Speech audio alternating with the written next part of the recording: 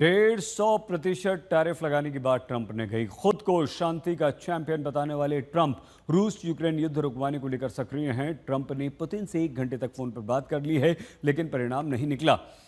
Putin से बात के बाद ट्रंप ने निराशा क्यों व्यक्त की, देखिए हमारी इस रिपोर्ट में। 3 जुलाई को जब रूस के राष्ट्रपति पुतिन और अमेरिकी राष्ट्रपति ट्रंप के बीच फोन पर 1 घंटे की लंबी बातचीत हुई तो लगा कि अब रूस यूक्रेन युद्ध का दी एंड हो जाएगा।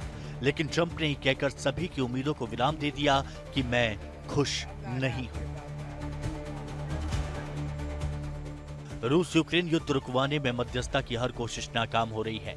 ट्रंप और विश्व की कूटनीति भी कोई काम नहीं कर रही है, जिसका असर ट्रंप के बयानों में साफ दिखा। दरअसल ईरान इजराइल सीज फायर और रूस यूक्रेन युद्ध एक बार फिर अमेरिकी राष्ट्रपति ट्रंप ने पुतिन से बात की।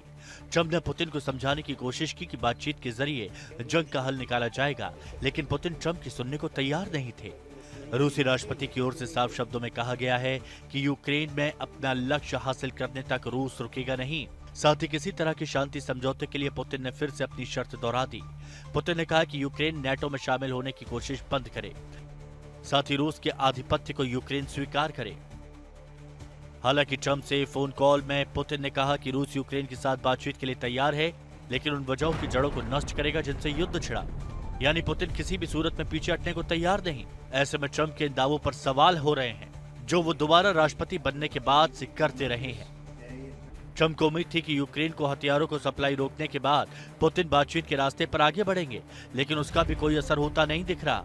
उधर ज़ेलेंस्की कह रहे हैं कि हथियारों की सप्लाई को लेकर वो अमेरिका से बात करेंगे। मतलब साफ है कि रूस और यूक्रेन दोनों अपने अपने रुख पर कायम हैं। ज़ेलेंस्की कई बार पुतिन को लेकर सख्त शब्दों का इस्तेमाल कर चुके हैं और पुतिन के तीखे तेवर भी किसी से छिपे नहीं हैं, जो जंग की और भीषण होने का खतरनाक संकेत दे रहे हैं।